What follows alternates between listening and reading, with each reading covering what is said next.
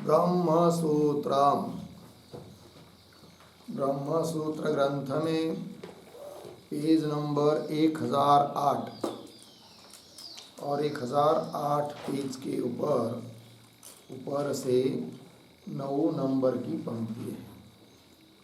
1-2 शब्द छोड़कर आया है उस पंक्ति में तद्दृष्टे हे सूत्र का पद है। तो क्या बात चल रही है?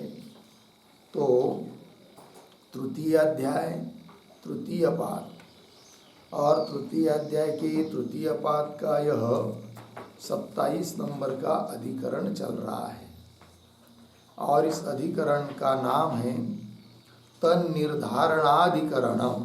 ठीक। और इस अधिकरण का विचार विषय बताया था कि जो यज्ञादि कर्म होते हैं और उस कर्मों के जो अंग होते हैं उन अंगों के आश्रय से जो कुछ उपासना की जाती है अंग से आश्रित, तो वो उपासना उन अंगों की तरह उस यज्ञादि कर्मों में नियमतः की जाती है या अनियमतः की जाती है। अर्थात वे उपासना नित्य है या अनित्य है। इस बात का विचार इस अधिकरण में चल रहा है। जबकि पूर्व पक्षी ने अपनी बात कही थी कि कर्मों में उन उपासनाओं का नियमतः ही अनुष्ठान होना चाहिए अंगों की तरह, अतः वो उपासनाएं नित्य हो गई। किंतु उस पूर्व पक्षी का निराकरण कर रहे हैं सिद्धांती। तो कल भी 1-2 वाक्य हुए थे सिद्धांति के पक्ष के, और सिद्धांतियों का कहना यह है कि वो अंगों के आश्रित रहने वाली उपासनाएं नियत नहीं है, निश्चित नहीं है। मतलब उसका नियमतः अंगों की तरह अनुष्ठान करना ही पड़ता है। उस यज्ञादि कर्मों में ऐसा कोई नियम नहीं है। तो फिर उस पूर्व पक्षी को पूछेंगे यदि इस प्रकार का नियम नहीं है उस उपासनाओं के बारे में, तो ये आपको कैसा पता चला, कैसे आप जान रहे हो? तब हेतु दे रहे सिद्धांती, वही यह है तद्दृष्टे। तद्दृष्टे शब्द का अर्थ होता है उन उपासनाओं का अनियम दिखाई देता है, श्रुति से मालूम पड़ता है। तो वो कौन श्रुति है और कैसा मालूम पड़ता है कि वो उपासनाओं का नियमित अनुष्ठान करने की जरूरत नहीं है करके, तो बता रहे आगे। तो ये जो वाक्य था ये प्रतीक है तद्दृष्टे है। उसके पूर्व में एक वाक्य लिख लेते हम लोग अवतरण के रूप में। ठीक है, तो लिखेंगे यदि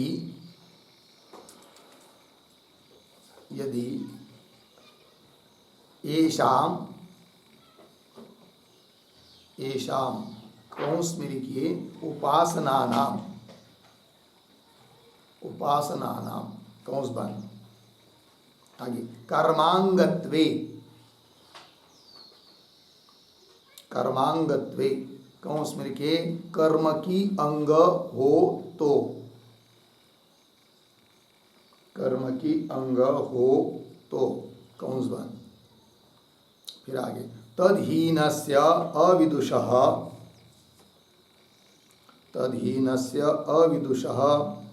कर्म न स्यात्, कर्म न स्यात्। कौंस में लिखिए उनका याथात्म्य न जानने वाले का कर्म नहीं होगा,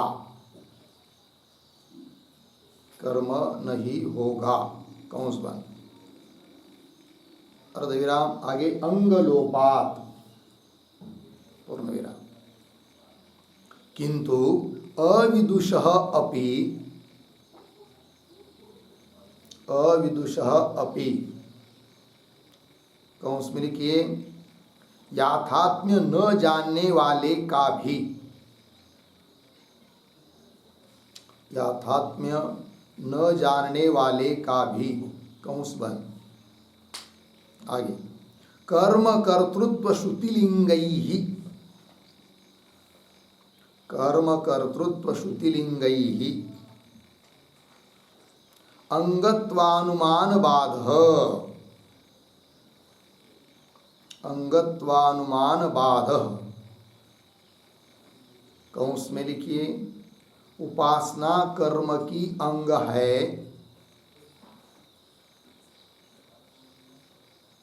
उपासना कर्म की अंग है, ऐसे पूर्व पक्षी के अनुमान का, ऐसे पूर्व पक्षी के अनुमान का बाद है, बाद है, कंस बाद। आगे, इति आह तद्दृष्टेः, पूर्ण विराम। तद्दृष्टे शब्द का भी अर्थ लिख लीजिए। तद्दृष्टेः बराबर तस्य अनियमस्य दर्शनात् इत्यर्थः, तस्य अनियमस्य दर्शनात् इत्यर्थः। ठीक है, देखिए भाई अर्थ तो कह रहे हैं कि यदि येषाम उपासना नाम कर्मांगत्वे, यदि ये उपासना अंग के यज्ञादि कर्म का जो अंग, उस अंग के आश्रित रहने वाली जो उपासना, वो उपासना भी यदि कर्म का अंग होती होगी, तब क्या होना चाहिए? तद्हीनस्य, मतलब उस उपासना से रहित जो पुरुष है, अविद्वान, अविद्वान मतलब उपासना से रहित है, याथात्म्य न जानने वाला, तद्हीनस्य अविदुष कर्म न स्यात्, फिर उसके द्वारा कर्म नहीं होना चाहिए। क्यों? अंगलोपात, क्योंकि उपासना यदि अंग है और वो उपासना नहीं किया है तो उससे यज्ञादि कर्म नहीं होने चाहिए, क्योंकि यज्ञादि कर्म जो करता है उसको पूरे अंगों के साथ वो करना पड़ता है। यदि किसी अंग को नहीं करता है या भूल से रह जाता है तो वह उसका कर्म सकल नहीं होता है, विकल होता है और वो फल भी नहीं देता है। फिर तो यदि वो उपासना कर्म की अंग होती तो जो उस उपासना को नहीं कर रहा है उसके लिए उस कर्म करने का अधिकार नहीं होता। और जबकि श्रुति कहती है कि वो भी कर्म कर रहा है, वो आगे श्रुति आ रही है अभी, तो अंगलोपात। किंतु फिर क्या होता? अविदुष अपि, अविदुष मतलब उस उपास्यादि का याथात्म्य न जानने वाला, अर्थात उपासना न करने वाला, उसको भी, उसमें भी कर्म कर्तृत्व है, ऐसा श्रुति बता रही है। कर्म का कर्ता वो भी है, ऐसा श्रुति बता रही है। इस प्रकार के श्रुति चिन्ह से, श्रुति लिंग से मालूम पड़ता है कि वह उपासना कर्म की अंग नहीं है। अतः वे उपासनाएं कर्म की अंग है, इस प्रकार का जो पूर्व पक्ष ने अनुमान बताया था उसका बाद है। क्या था वो अनुमान? तो कल 2 बार हो चुका था कि उपासनानी कर्मांगानी, अवतरण में लिख के दिया था आपको किसी पंक्ति के। तो उपासनानी कर्मांगानी अफलत्वे सती कर्मांगाश्रितत्वात् पर्णमयित्वादिवत्, यह अनुमान था। इस अनुमान से पूर्व पक्षी उन उपासनाओं को कर्म का अंग बनाना चाहता है, किंतु उसका उस अनुमान का श्रुति लिंग से क्या हो जाता है? बाद होता है। फिर निश्चय किया जा रहा है कि वे उपासनाएं कर्म की अंग नहीं है, और यदि कर्म की अंग नहीं है तो उनका नित्य अनुष्ठान करने की जरूरत भी नहीं है। नित्यत्व उसमें नहीं है, फिर अनित्यत्व है। ये बात सिद्ध हो जाती है सिद्धांति के अनुसार। वही कह रहे अंगत्व अनुमान बाध इति आह, इसी बात को कह रहे अब तद्दृष्टे। तद्दृष्टे का अर्थ कर दिया तस्य अनियमस्य दर्शनात्, उस अनियम का दर्शन होता है, ज्ञान होता है श्रुतियों से। वो कैसे, कौन श्रुति है, वो दे रहे अब आगे। तो देखिए भाई पंक्ति,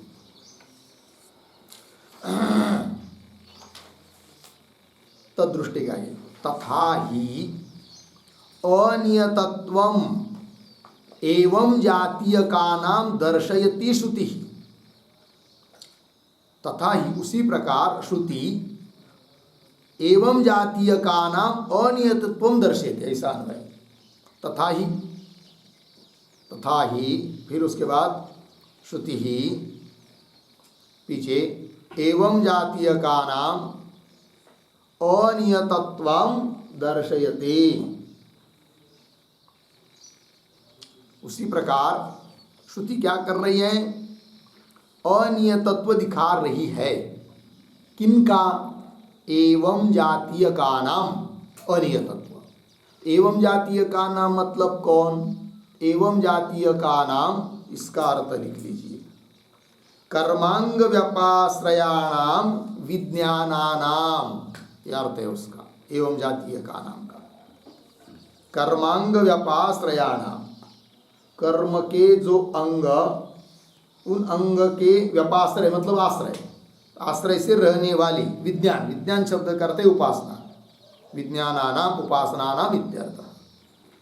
ठीक है, इस प्रकार की उपासनाओं का श्रुति अनियतत्व दिखाती है। वो कौन श्रुति है? तो श्रुति दे रहे, तेन उभौ कुरुतः यश्च एतदेवं वेद यश्च न वेद इति अविदुषः अपि क्रिया अभ्यनुज्ञानात्। ठीक है, देखिए श्रुति के पदों का थोड़ा सा पहले अन्वय करते हैं।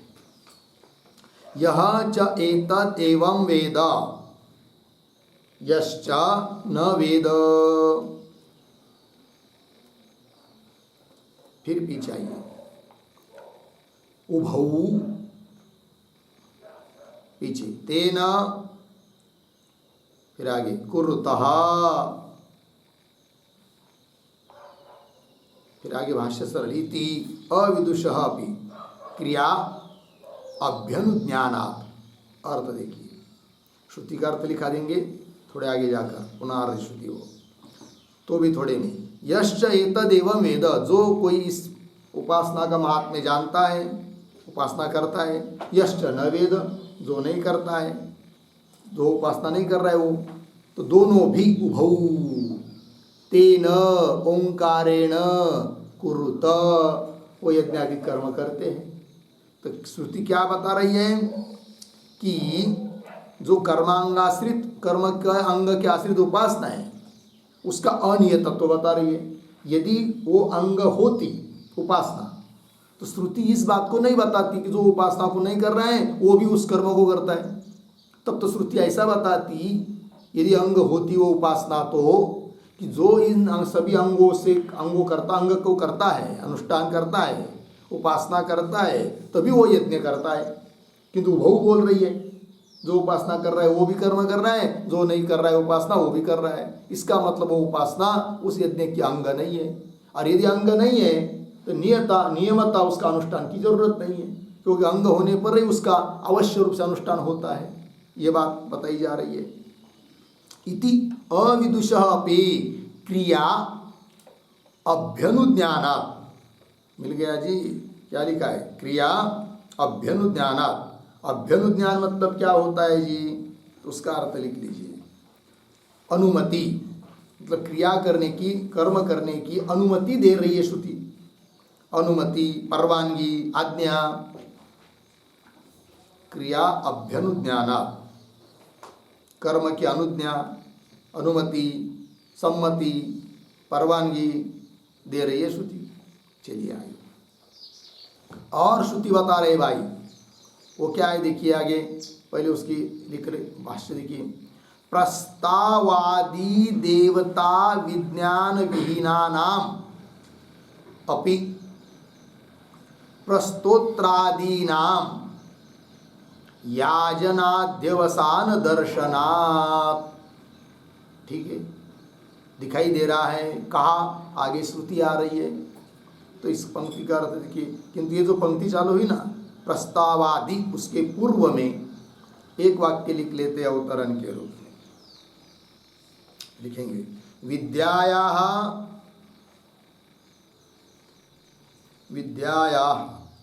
कर्मांगत्व नियमा भावे कर्मांगत्व नियम अभावे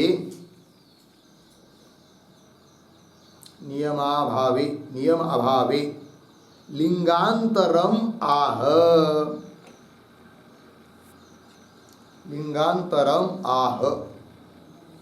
प्रस्तावादि इति। ठीक है, देखो भाई अर्थ। तो विद्याया कर्मांगत्व नियमाभावे, विद्या में कर्मांगत्व का नियम नहीं है। नियम का अभाव है, अर्थात कर्म का अंग नहीं है विद्या। वो उपासना जो कि कर्म के अंग के आश्रित है, वो उपासना। विद्या मतलब उपासना, और वो उपासना कर्म का अंग नहीं है। इस बात को सिद्ध करने के लिए और हेतु दे रहे हैं। लिंगांतरम हेत्वंतरम प्रस्तावादि। एक तो हेतु दे दिया पीछे, श्रुति का आधार श्रुति के द्वारा कहा गया है करके। अब आगे और कह रहे, तो प्रस्तावादी देवता विज्ञान विहीनानाम, प्रस्तावादी जो देवता है उन देवताओं का विज्ञान अर्थात ज्ञान, विहीनानाम रहित, ऐसा यदि कोई प्रस्तोता वगैरह है। प्रस्तोता कौन है? ऋत्विक विशेष प्रस्तोता, प्रतिहार्ता, उद्गाता, ये ऋत्विज होते हैं। तो प्रस्तोत्रादि नाम याजन अध्यवसान दर्शनात्, याजन का अध्यवसाय अर्थात निश्चय देखा गया है। अर्थात उससे भी लोग यज्ञ करवाते हैं, याजन कराते हैं, ऐसा निश्चय देखने से। ठीक है, तो बोलेंगे आपको कहाँ देखने को मिला ये सब बात कि प्रस्तवादी देवता का ज्ञान से रहित है, तो भी वो यज्ञ याग आदि कर रहा है।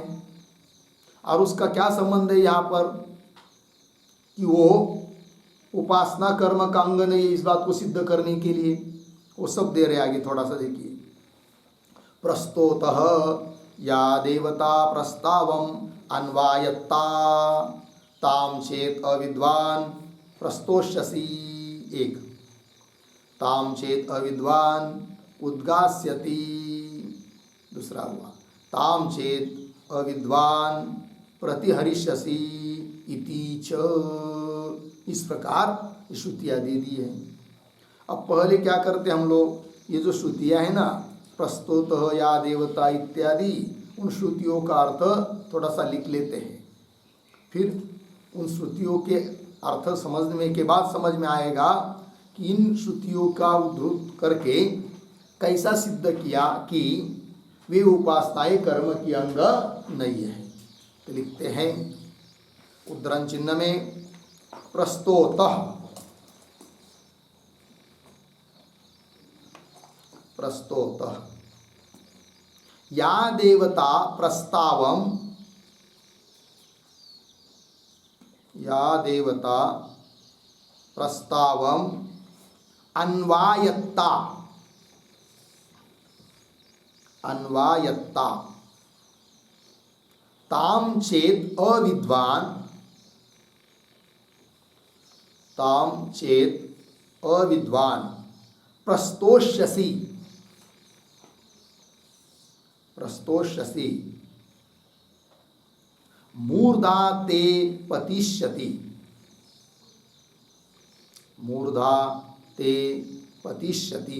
उद्धरण चिन्ह 1, छांदोग्य 1:10-9 कंस में लिखे। उसका अर्थ, हे प्रस्तोता, हे प्रस्तोता, जो देवता प्रस्ताव भक्ति में, जो देवता प्रस्ताव भक्ति में, प्रस्ताव भक्ति में अनुगत है, अनुगत है, अर्धविराम। यदि तू उसे जाने बिना, यदि तू उसे जाने बिना प्रस्तावन करेगा, प्रस्तवन, प्रस्तवन करेगा, तो तेरा मस्तक गिर जाएगा, तो तेरा मस्तक गिर जाएगा, पूर्ण विराम। आगे दूसरे उद्धरण चिन्ह में पूर्ण विराम कंस बंद। आगे ताम चेत अविद्वान उद्गास्यति,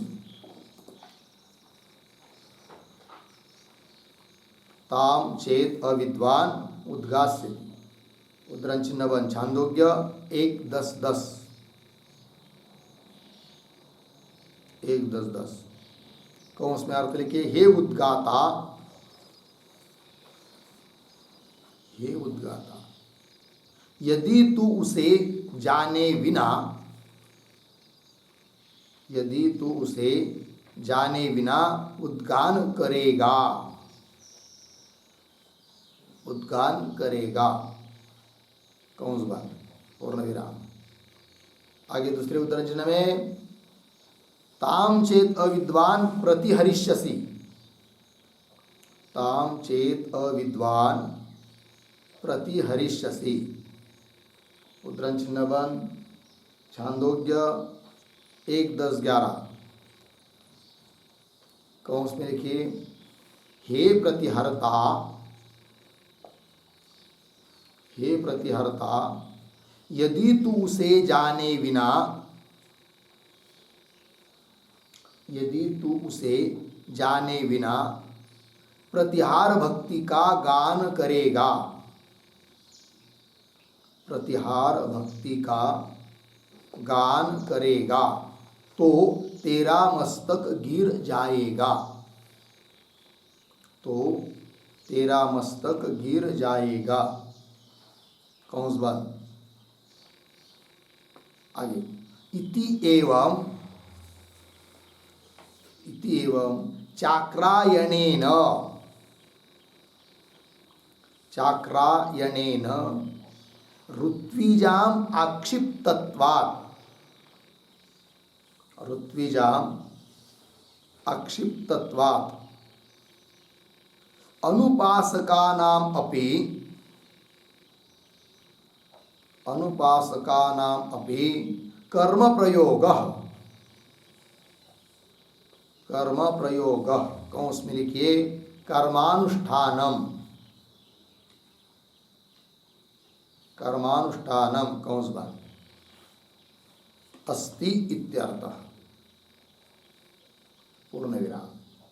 अतः निश्चीयते, अतः निश्चीयते कर्मांग विद्या, कर्मांग विद्या न नियता इति, न नियता इति। ठीक है, चलिए भाई तात्पर्य समझ लेंगे, अर्थ देखिए। तो प्रसंग देखिए पहले वहाँ का क्या है। तो ये प्रसंग है कि एक बार बहुत अकाल हो गया, दुष्काल, बारिश गिरी ही नहीं, व्याकुल हो गए लोग, व्याकुल हो गए। तो कोई एक राजा यज्ञ कर रहा था और जंगल में तपस्या करने वाले कोई एक ऋषि थे, उनका नाम था उशस्ती चाक्रायन। फिर उन्होंने सोचा चलो एक कोई राजा यज्ञ कर रहा है तो उनके यज्ञ में चले जाएंगे, तो थोड़ा कुछ दक्षिणा पानी भी मिल जाएगा, इस हिसाब से वो चले गए वहाँ। तो जाने के बाद वहाँ पर जो यज्ञ चल रहा था तो 3 ऋत्विज वहाँ पर यज्ञ कर रहे थे। उसमें एक था प्रस्तोता, एक था उद्गाता और एक था प्रतिहर्ता। ठीक है। फिर चाक्रायन ऋषि ने उन लोगों को टोका, आक्षेप किया, आक्षिप्तत्वात्, ऐसा शब्द आया है ना, टोका। क्या टोका? टोका मतलब अब हिंदी मराठी में टोका हो गया ना, टोक दिया। हिंदी में क्या कहेंगे, यही है, उसको बोले वो थोड़ा सा, कैसे बोले देखिए, हे प्रस्तोत या देवता प्रस्तावम अन्वायत्ता, जो देवता तुम्हारे प्रस्तावन कर्म में अनुगत है, जिस देवता के उद्देश्य तुम कर रहे हो, उस देवता को यदि तुमने यथार्थ रूप से नहीं जाना है उसको जाने बिना, उसकी अर्थात उसकी उपासना किए बिना यदि तुम ये सब कर रहे हो तो ते मूर्धा पतिष्यति, तुम्हारी मूर्धा गिर जाएगी, सिर गिर जाएगा। इसका अर्थ क्या होता है कि इसका मतलब कि उस प्रकार की उस देवता की उपासना न करने वाला भी कर्म कर सकता है, तभी तो कर रहे ना वो। यदि तुम जानकर कर रहे तो कोई बात नहीं, न जानकर करोगे तुम्हारा मूर्धा गिर जाएगा। अर्थात वो कर रहा है, मतलब उपासना वो जो है कर्म की, कर्मांग के आश्रित जो उपासना है उसका अनित्यत्व इससे मालूम पड़ रहा है। उसी प्रकार उन्होंने जैसे प्रस्तोता को बताया है कि नहीं, उसी प्रकार उनको भी बताया दूसरे को, उद्गाता को, ताम चेत विद्वान उद्गास्यति, है कि नहीं। हे उद्गाता, यदि तू उस तत्व को, उस देवता को जाने बिना उद्गान करेगा तो तेरा भी सिर गिर जाएगा। उसी प्रकार कह दिया आगे, ताम चेत अविद्वान प्रतिहरिष्यसि, हे प्रत्यर्था, क्योंकि ये क्या है, ऋत्विज है प्रत्यर्था वगैरह। तो यदि तू उसे जाने बिना प्रत्याहार भक्ति का गान करेगा, गायन करेगा, तो तुम्हारा भी मस्तक गिर जाएगा। इति, इस प्रकार एवं चाक्रायणेन, उशस्ति चाक्रायण नाम के ऋषि ने ऋत्विजाम आक्षिप्तत्व, उन ऋत्विजों को क्या किया, आक्षिप्त किया, टोका, है कि नहीं। हाँ, आक्षिप्तत्वात् इससे मालूम पड़ता है कि अनुपासका नाम अपि, जिन्होंने उपासना नहीं की है उनका भी, वो भी कर्म कर सकते हैं। तो कर्म प्रयोग अर्थात कर्म का अनुष्ठान है किनके लिए, अनुपासक के लिए भी, अर्थात उपासक के लिए तो ही है, अनुपासक के लिए भी है। इसका मतलब कर्म के अंग के आश्रित रहने वाली जो उपासना है वो कोई नियत नहीं है, अंग नहीं है कर्म का। कर्म का अंग होती तो नियमता उसका अनुष्ठान करना ही पड़ता, तो नियमता नित्य नहीं है वो, ये हो गया, वही कर रहे अंतिम में। अतः निश्चयते कर्मांग विद्या न नियता, हो गया जी। चलिए भाष्य में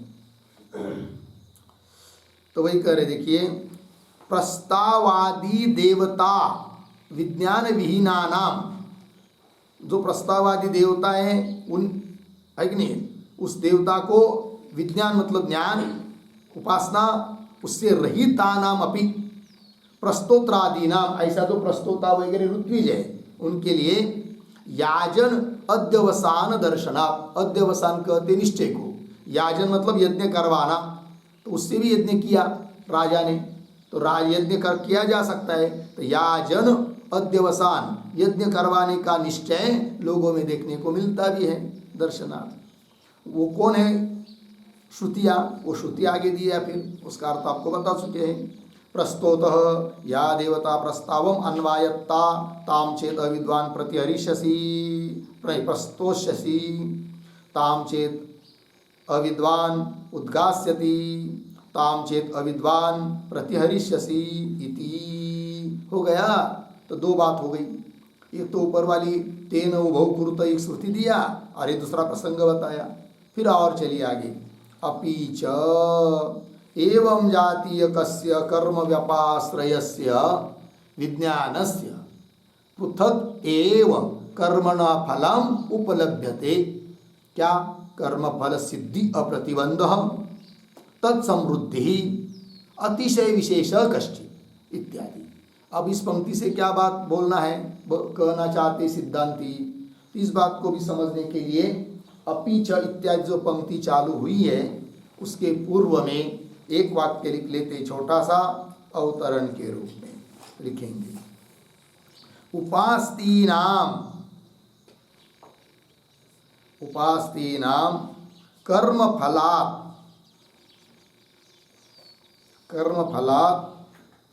पृथक फलश्रुतेः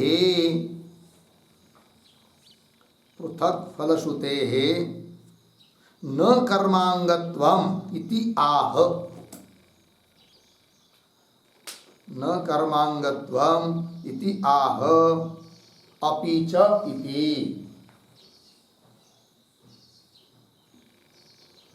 ठीक है, देख रहे हैं। तो उपासदीनाम कर्म फला पृथक फलश्रुते है, तो उपासना जो है कर्म का जो अंग के आश्रित जो उपासना, उन उपासनाओं का पृथक मतलब स्वतंत्र फल बताया है। स्वतंत्र का मतलब जो उस कर्म का यज्ञादि का फल है उससे भिन्न फल बताया है। इससे भी मालूम पड़ता है कि वो उपासना उस कर्म की अंग नहीं है, क्योंकि अंग वो होते हैं कि उस प्रकरण में पठित हो और उसका स्वतंत्र फल न बताया हो। फिर मालूम पड़ता है कि इस कर्म का यज्ञ, मुख्य यज्ञ का जो फल है वही इसका फल है, वो अंग बन जाता है। और या फलवत् सन्निधौ अफलम तदंग। हाँ, ये नियम है। फलवत् सन्निधौ, फलवत् फल वाला वह कर्म, यज्ञादि कर्म फलवत् सन्निधौ, और उसके सन्निधान में अफलवत्, जिसका फल बताया नहीं है, ऐसा जो कोई बताया रहता है वो होता है उसका अंग। किंतु यहाँ पर तो उपासनाओं का पृथक फल बताया हुआ होने के कारण वो यज्ञादि की अंग नहीं बन सकती। इस बात को अब बता रहे अपीच इत्यादि पंक्ति से। तो पंक्ति देखिए, अपीच एवं जातीय कस्य, एवं जातीय कस्य मतलब वही कर्म के अंग के आश्रित उपासनादिक वे सब, उसी को आगे शब्द से स्पष्ट कर रहे हैं। अपीच एवं जातीय कस्य, कस्य कर्म व्यपाश्रयस्य, इस प्रकार जो कर्म व्यपाश्रय, व्यपाश्रय शब्द का अर्थ होता है आश्रय, तो कर्म व्यपाश्रय मतलब कर्म के आश्रय से रहने वाली इस प्रकार की जो उपासनाएं है वे सब।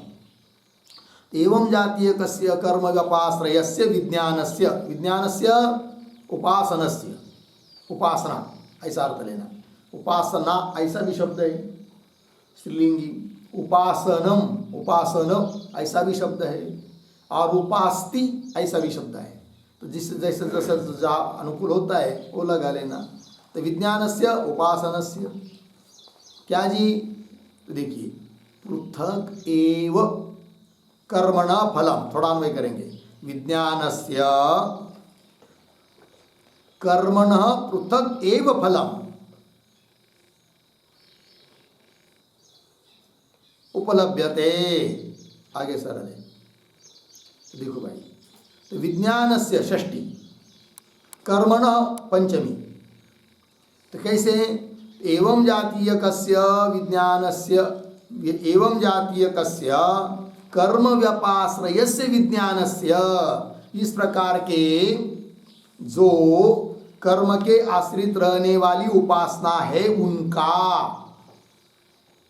कर्मण पृथक, कर्मण पंचमी, कर्म से पृथक भिन्न ही फलम उपलभ्यते, भिन्न ही फल उपलब्ध होता है। बोलेंगे अच्छा भिन्न फल उपलब्ध होता है, वो फल क्या है बताओ तो फल बता रहे, कर्म फल सिद्धि अप्रतिबंध। कर्म जो यज्ञादि उसका जो मुख्य फल है प्राप्त होना है, उस फल के प्राप्ति के लिए कोई प्रतिबंध न आना, न आने देना, यही उन उपासनाओं का फल है। तो ये फल हुआ। तो कर्म फल सिद्धि अप्रतिबंध किंवा तत्समृद्धि, तत्समृद्धि तत् शाबाश, कर्म फल समृद्धि, उस कर्मों का जो फल है उसकी समृद्धि, अच्छी तरह से उसका फल प्राप्त होना, तत्समृद्धि, समृद्धि हुआ ना इतना। आगे क्या है? अतिशय विशेष कश्चित है ना, तो वह कैसा पढ़ेंगे? कश्चित अतिशय विशेष, या कोई अतिशय विशेष किंवा समृद्धि वगैरह अतिशय विशेष ये फल है उन उपासनाओं का, तो अतिरिक्त फल बताया है। इससे भी मालूम पड़ता है कि वो उपासना उन कर्म की अंग नहीं है। इतनी बात हुई, आगे चलिए। तेन उभौ कुरुतः यश्चैतदेव वेद यश्च न वेद, नाना तो विद्या च अविद्या च, यदेव विद्यया करोति श्रद्धया उपनिषदा तदेव वीर्यवत्तरम भवति इति। हुआ। अब ये क्या बताया जा रहा है भाई? ये जो पंक्ति है तेन उभौ, तेन के पहले एक छोटा सा वाक्य लिखे अवतरण, फल भेदे मानम आह, फल भेदे मानम आह, तेन इत्यादि। तो कर्म से अतिरिक्त फल उपासनाओं का बताया है, तो बोलेंगे इसके लिए प्रमाण क्या? तो प्रमाण दे रहे फिर, तेन उभौ कुरुत इत्यादि। तो ये जो पंक्ति श्रुति पढ़ी मैंने, तेन उभौ से लेकर वीर्यवत्तरम भवती, यहाँ तक छांदोग्य 1:1-10। इस श्रुति का थोड़ा सा अर्थ हम लोग लिख लेते हैं। लिखेंगे प्रतीक तेन तेन बराबर ओम इति अक्षरेण, ओम इति अक्षरेण पूर्ण विराम। आगे यश्च एतत्, एतत् यश्च एतत् प्रतीक है, यश्च एतत् बराबर एतत् बराबर अक्षरम, अक्षरम फिर प्रतीक एवं, एवं बराबर रसतमत्वादि रूपेण, रसतमत्वादि रूपेण फिर प्रतीक वेद, वेद बराबर उपास्ते, उपास्ते पूर्ण विराम। आगे यश्च न वेद, यश्च न वेद अर्धविराम। फिर आगे तौ उभौ, तौ उभौ कर्म कुरुतः एव, तौ उभौ कर्म कुरुतः एव यद्यपि, यद्यपि अर्धविराम तथापि तु, तथापि तु विद्या विद्ययोः, विद्या विद्ययोः नानात्वम, नानात्वम प्रतीक है, नानात्वम बराबर भिन्न फलत्वम भवति, भिन्न फलत्वम भवति पूर्ण विराम। दृष्टम हि मणि विक्रये, दृष्टम हि मणि विक्रये ज्ञान अज्ञानाभ्याम, ज्ञानाज्ञानाभ्याम, ज्ञानाज्ञानाभ्याम वणिक शबरयोः, वणिक शबरयोः कौंस में लिखिए जौहरी और भीलको, जौहरी और भीलको कौंस बन। आगे फल वैषम्यम पूर्ण विराम, फल वैषम्यम। आगे तस्मात् यद एव कर्म, यद एव कर्म विद्यया, विद्यया बराबर उद्गीतादि उपास्त्या, उद्गीतादि उपास्त्या अर्धविराम। फिर प्रतीक श्रद्धया बराबर आस्तिक्य बुद्ध्या, आस्तिक्य बुद्ध्या। पुनः प्रतीक उपनिषदा, उपनिषदा बराबर रहस्य देवता ध्यानेन, रहस्य देवता ध्यानेन बराबर तत्तद देवता ध्यानेन इत्यर्थः, तत्तद देवता ध्यानेन इत्यर्थः। करोति ठीक अर्धविराम। आगे तदेव कर्म, तदेव कर्म फलातिशयवत् भवति इत्यर्थः, फलातिशयवत्, फलातिशयवत् भवति इत्यर्थः पूर्ण विराम।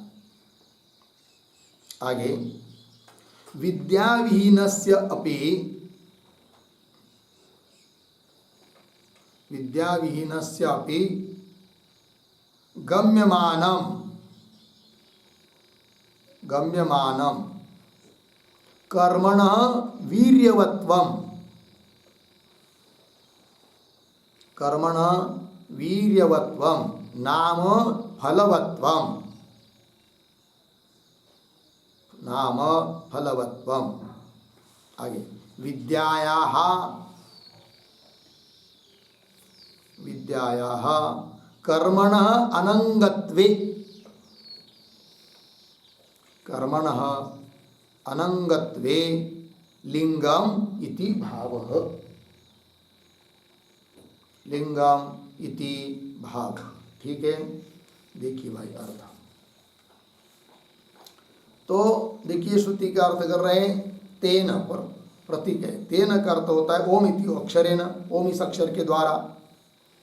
फिर श्रुति में आगे आया है यश्च, यश्च एतदेवं, एतत् एवं वेद, यश्च न वेद उभौ कुरुत इत्यादि सभी का अर्थ लिख रहे हैं। यश्च एतत्, एतत् मतलब अक्षरम, इस अक्षर तत्व को, ओम को, उसके महात्म्य को, एवं वेद, एवं रसतमादि रूपेण वेद, वेद नाम उपास्य, उपासना करता है। रसतमादि सभी रसों का रस, सारों का सार है ओम, ऐसी जानकर उपासना करता है।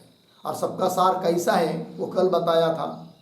सभी स्थावर जमकम कस्तार सार रस पृथ्वी है, फिर उसका सार जल है, उसका सार औषधि है, उसका सार शरीर है, उसका सार वाणी है, उसका सार साम है, उसका सार ओम है, इस प्रकार के बताया था। तो रसतमत्वादि रूपेण वेद नाम उपास्ते।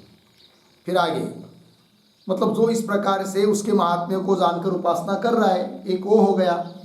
और यश्च न वेद, और दो दूसरा कि उस ओंकार के महात्म्य को रसतमत्वादि रूप से उसको नहीं जानता है, किंतु इस प्रकार के दोनों भी, जानने वाला भी नहीं जानने वाला भी, उतौ उभौ कर्म यज्ञादि कर्म कुरुत, कुरुत एवं यद्यपि करते हैं, दोनों भी कर सकते हैं, कोई दिक्कत नहीं, किंतु थोड़ा सा अंतर इस बात के लिए हो जाता है फल में कि जो विद्या उपासना करके वो कर्म कर रहा है उसको अधिक अच्छा फल मिलेगा, और केवल उपासना को न करके केवल कर्म कर रहा है तो उसको फल तो मिलेगा ही, थोड़ा सा उसकी कमतरता रहेगी, मतलब थोड़ा सा साफ सुथरा नहीं रहेगा। चलिए, तो उभौ कर्म कुरुत एव यद्यपि तथापि तू विद्या विद्ययो नानात्व, विद्या विद्ययो नानात्व, नानात्व शब्द करते भिन्न फलत्व, अर्थात उपासना करके जो कर्म कर रहा है उसको थोड़ा अधिक अच्छा फल मिल रहा है, और जो उपासना न करके कर्म कर रहा है उसको थोड़ा न्यून क्वालिटी का फल मिलेगा, ये उसका मतलब। और उसके लिए श्रुति में शब्द आते हैं, विद क्या फल शब्द आते हैं, आगे आ रहे हैं ना अभी, यहाँ पर श्रुति में शब्द आया है, देखिए भाई, वीर्यवत्तरम और वीर्यवत, ऐसे दो शब्द हैं। तो वीर्यवत मतलब फलवत, वो फल वाला वो भी है, किंतु जो उपासना करके कर्म कर रहा है उसके लिए फल वीर्यवत्तरम, तरफ प्रत्यय का उपयोग किया, उससे अधिक श्रेष्ठ फल, ये बात बताइए। किंतु जो उपासना न करके कर्म कर रहा है इसका मतलब उसको फल ही नहीं मिलेगी, बात नहीं, उसका कर्म भी फल वाला है, किंतु उससे अधिक अच्छा फल वाला है कौन, जो उपासना करके कर्म कर रहा है। और ये सभी इतनी सभी चर्चा से क्या निश्चित करना है कि इसका मतलब यह है कि उस कर्म को, यज्ञादि कर्म को उस उपासना के किए बिना ही किया जा सकता है, अर्थात वो उपासना उन कर्म का अंग नहीं है, ये निश्चय हुआ। यदि अंग होती तो उसके बिना कर ही नहीं सकते फिर कर्म, और कर रहे हैं, इसका मतलब वो उपासना उस कर्म का अंग नहीं है। ज्योतिष्ठोमादि यज्ञ आदि को कहा, वो जो अंग के आश्रित रहने वाली उपासना वगैरह है वो उसका अंग नहीं है, तो उसमें अनियतता आ गई, फिर नित्यता नहीं है, ये बात सिद्ध हो जाती है। ठीक, चलिए फिर तथापि तु विद्या विद्ययो नानात्वम भिन्न फलत्वम भवति, और ये बात व्यवहार में भी दिखाई देती है। समझ लीजिए कोई मणि है, विशेष प्रकार का मणि किसी को मिल गया, हीरा मानिक या मोती, कोई अच्छा तरह से कीमती मणि मिल गया, और उसने बेचने के लिए ले गया किसी दुकान में, और वो दुकान मतलब कोई साधारण दुकान है, किराना दुकान पंसर का, और उसके पास ले गया, अरे भाई इसको हमको क्या दोगे?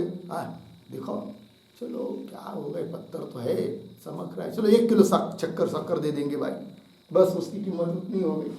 क्योंकि वो दुकानदार उसके महात्म्य को नहीं जानता है, वो जो खड़ा मनी दिया है ना वो क्या चीज़ है वो समझा नहीं, अतः उसने मूल्य निश्चय कर दिया कि 1-2 किलो चीनी ले जाओ कर।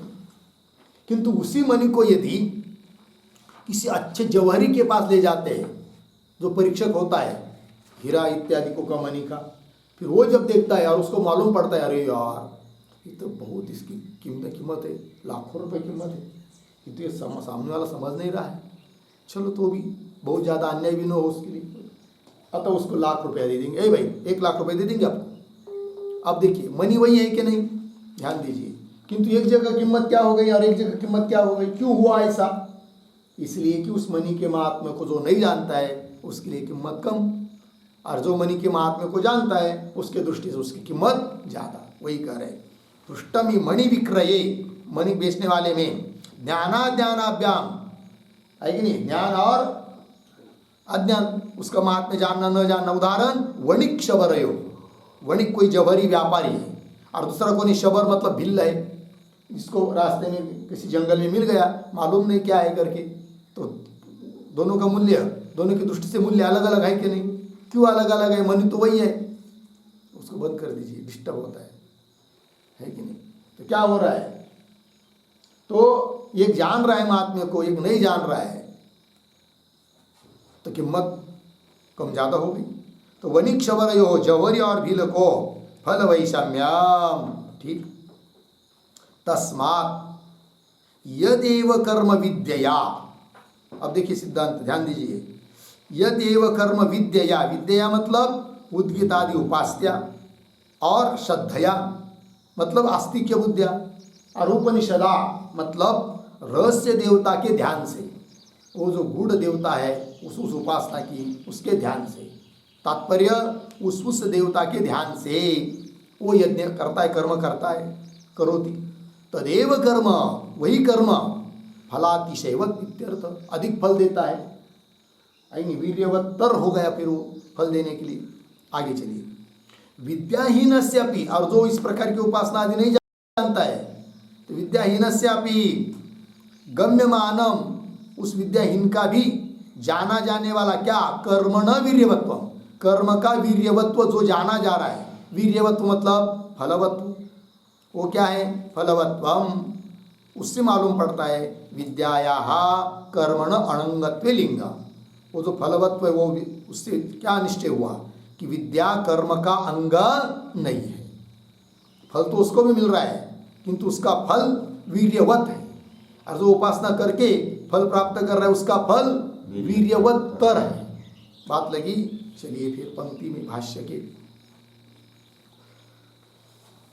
हाँ, तेन उपकुरुत यश्च एतदेवं वेद यश्च न वेद, नाना तु विद्या च विद्या च, सब शब्दों का अर्थ बता चुके हैं। नाना तु विद्या च विद्या च, यदेव विद्या करोति श्रद्धया उपनिषदा करोति तदेव वीर्यवत्तरम भवति, उसका फल कैसा है, वीर्यवत्तर है, अधिक फल है, ठीक है ना। इति, आगे चलिए, तत्र नाना तु इति विद्वत् अविद्वत् प्रयोगयोः पृथक्करणात्, एक बात, और वीर्यवत्तरम इति च तर प्रत्यय प्रयोगात्, दो हेतु हुए, विद्या विहीनम अपि कर्म वीर्यवत इति गम्यते, ठीक है। चलिए भाई, तो ये जो पंक्ति है ना, तत्र इत्यादि, उसके पीछे छोटा सा वाक्य लिखिए, श्रुतेः तात्पर्यम आह, जो श्रुति अभी अभी बताई है उसका तात्पर्य बता रहे, श्रुतेः तात्पर्यम आह तत्र इति। तो देखिए भाई, तत्र मतलब इस श्रुति में नाना तु ऐसा शब्द आया है, नाना मतलब नाना का अर्थ लिख दिया है, भिन्न फलत्वम, ठीक। नाना तु इति विद्वत् अविद्वत प्रयोगयो हो पृथक करना। नाना तू शब्द से क्या कर दिया, विद्वान पुरुष के द्वारा अनुष्ठान किया जाने वाला कर्म और अविद्वान पुरुष के द्वारा अनुष्ठान किया जाने वाला कर्म, इसका क्या कर दिया, पृथककरण कर दिया, नाना भिन्न फल बताकर। नाना तो इति विद्वत अविद्वत प्रयोगयो अनुष्ठानयो हो पृथक करना, पहला हेतु। दूसरा वीर्यवत्तरम इति च तर प्रत्यय प्रयोगा। श्रुति में वीर्यवत्तर आया ना, तो फल तो दोनों को मिल रहा है, एक को फल मिलेगा वीर्यवत, वीर्यवत तो फल वाला है, और एक फल वीर्यवत्तर फल वाला है, ठीक है ना।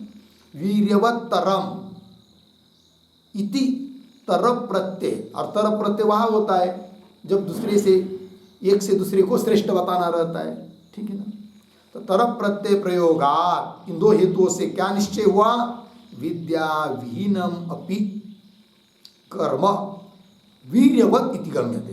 विद्या विहीनम, लेकिन उपासना से रहित पुरुष यदि कर्म करता है तो उसका कर्म भी है कैसा, वीर्यवत। वीर्यवत शब्द का अर्थ लिखिए फलवत, फल वाला, उसका कर्म भी फल वाला है, ये निश्चित किया जाता है। अर्थात उपासना न करके भी कर्म किया गया, अर्थात वो उपासना उस कर्म का अंग नहीं है, और अंग नहीं है तो नियत उसका अनुष्ठान भी नहीं, ये निश्चय हो गया। विहीनम अपि कर्म वीर्यवत इति गम्यते, गम्यते न्यायते हो गया। आगे चलिए, तच्च अनित्यत्वे विद्यायाः उपपद्यते। थोड़ा शब्दों का अन्वय, तच्च एक शब्द छोड़कर विद्यायाः पीछे अनित्यत्वे, फिर अंतिम उपपद्यते। और ये जो पंक्ति है ना तच्च, उसके पूर्व में एक छोटा वाक्य लिखा होता है, किम तावता ते सिद्धम, किम तावता ते सिद्धम तत्र आह तच्च इति, तच्च इति, ठीक है। किम ता, पूर्व पक्षी पूछेगा सिद्धांतियों को, अभी अभी आपने जो बात बताई कि फल में भेद है और विद्वान अविद्वान का कर्म अलग है, ये नाना तो इत्यादि शब्दों से बताया गया है, ये सब बताने से, तावता उतना सब करने से, ते किम सिद्धम, तुम्हारे लिए क्या सिद्ध हुआ, ऐसा पूर्व पक्षी पूछेगा। उत्तर दे रहे ये सब बात तच्च, अभी जो सब बात बताई फल का भेद वगैरह वगैरह, तच्च विद्यायाः अनित्यत्वे उपपद्यते। विद्या वो उपासना, अंग के आश्रित रहने वाली उपासना, वो अनित्यत्वे, सती का अध्ययन कर लेंगे, अनित्यत्वे सती, वो विद्या अनित्यत्व है ऐसा निश्चय होने पर ही उपपद्यते, उपपन्न होता है। ये बात हो गई, सीधी बात है ना। आप बोलेंगे नित्य होती तो वो उपासना को नित्य मानेंगे तो क्या होगा, तो वो आगे दे रहे फिर नित्यत्वे तो इत्यादि पंक्ति से, नित्यत्वे तो कथम तद्विहीनम कर्म वीर्यवत इति अनुज्ञायेत, ठीक है। ये जो पंक्ति है ना नित्यत्वे तो, उसके भी पूर्व में एक वाक्य लिखते छोटा सा अवतरण के रूप में, विद्या विहीनस्य कर्मणः, विद्या विहीनस्य कर्मणः वीर्यवत्वम, वीर्यवत्वम कर्मणि तत्, कर्मणि तत् अनित्यत्वगमकम, कर्मणि तत् अनित्यत्वगमकम इति व्यतिरेकतः स्फुटयति, इति व्यतिरेकतः स्फुटयति नित्यत्वे इति, ठीक है, ध्यान दीजिए। तो विद्याहीनस्य कर्मण, विद्या से रहित जो कर्म है उसका फल वीर्यवत है, फल वाला, इतना ही, वीर्यवत्तर नहीं है। तो वीर्यवत्वम, वो क्या बताता है वीर्यवत्व, कर्मणि तत् अनित्यत्वगमकम, कर्म में तत् विद्या अनित्यत्वगमकम, कर्म में वो विद्या वो उपासना क्या है, अनित्य है, इस बात का गमक है, कौन? वीर्य। वीर्यवत्व, कर्म का वीर्यवत्व, विद्या विहीन कर्म का फल वाला। फल वाला इतना ही है ना, अधिक फल वाला थोड़ी बताया, वीर्यवत्तर नहीं बताया ना। तो वीर्यवत्वम अनित्यत्व गमकम इति, यही बात व्यतिरेक स्फुटेति, पीछे के पंक्ति में जो बात कही उसी को व्यतिरिक्त मुख से स्पष्ट कर रहे हैं नित्यत्व इत्यादि पंक्ति से। तो पंक्ति को देखिए फिर, नित्यत्वे तो, नित्यत्व तो मतलब वो कर्म का जो अंग, उस अंग के आश्रित रहने वाली विद्या यदि नित्य मानेंगे तो नित्यत्वे तो कथम तद्विहीनम कर्म, उससे रहित कर्म होगा ही नहीं। फिर नित्य मानेंगे तो, नित्य मानना मतलब क्या, उसका अंग हो गया, तो उससे रहित कर्म ही नहीं होगा। तो कथम तद्विहीनम कर्म वीर्यवत इति अनुज्ञायत, उससे रहित कर्म वीर्यवत है, फल वाला है, यह मालूम, ये ज्ञान ही नहीं हो सकता है, समझा ही नहीं जा सकता है। क्योंकि अंग यदि नहीं किया जाता है तो अंगी भी फल नहीं देता है। यदि उस उपासना को नित्य मानेंगे, अंग मानेंगे, फिर वो नहीं कर रहा है कोई, तो उस कर्म का फल उसको मिलेगा ही नहीं। तो वीर्यवत फल वाला है, ये कैसा बताया जाएगा फिर, जबकि फल वाला है ऐसा बताया जा रहा है। इसका मतलब, और कौन फल वाला है? वो कर्म कि जो उपासना से रहित है, वो भी फल वाला बताया जा रहा है। यदि वो उपासना उस कर्म का अंग होती, फिर उपासना से रहित यदि कोई रहता है, उपासना नहीं कर रहा है और कर्म कर रहा है, तो उस कर्म को फल वाला है ऐसा बताया ही नहीं जा सकता। क्योंकि अंगों के साथ अंगी करेंगे तभी फल मिलता है, किंतु अंग के बिना भी, मतलब उस उपासना के बिना भी कर्म का फल मिल रहा है, इसका मतलब वो उपासना उस कर्म का अंग नहीं है। अंग नहीं है तो फिर उसका नित्य नियमता अनुष्ठान की आवश्यकता भी नहीं है। अनित्य तो उसमें आ गया, सिद्धांत की बात सिद्ध हो गई सिद्धांतियों की। ठीक, पंक्ति देखिए, नित्यत्वे तो कथम तद्विहीनाम विद्याविहीनम, विद्यारहितम अंगरहितम कर्म वीर्यवत इति अनुज्ञायत। अनुज्ञायत न्यायत, कैसा हमको ऐसा पीछे से समझ में आएगा? अर्थात नहीं समझ में आएगा, नहीं हो सकता ऐसा। ये बात क्यों आगे दे रहे? सर्वोपसंहारे ही वीर्यवत कर्म इति स्थिति सिद्धांत, ऐसा सिद्धांत है भाई। क्या शब्दों का थोड़ा अन्वय, सर्वोपसंहारे ही, सर्वांगोपसंहारे ही, एक शब्द छोड़कर कर्म पीछे, वीर्यवत इति स्थिति। ठीक है, देखो भाई, सर्व अंग उपसंहारे, उपसंहार संग्रह अनुष्ठान, सभी अंगों का संग्रह रहता है, सभी अंगों का अनुष्ठान रहता है, तब ही कर्म कैसा होता है? वीर्यवत। वीर्यवत मतलब फलवत, फल वाला होता है। कोई अंग कम रह गया तो कर्म फल देता नहीं है। और यहाँ पर उपासना रहित वाले को भी फल बताया जा रहा है, इसका मतलब वो उपासना उस कर्म का अंग नहीं है। अंग नहीं है तो उसका नियमता अनुष्ठान नहीं है, अनित्य तो उसमें आ गया। सिद्धांत की बात सिद्ध हो गई, वही कह रहे हैं, सर्वांगोपसंहारे ही कर्म वीर्यवत इति स्थिति ही। हो गया जी, बस आगे का विचार हम लोग कल करेंगे। ओम पूर्णमदः पूर्णमिदं पूर्णात्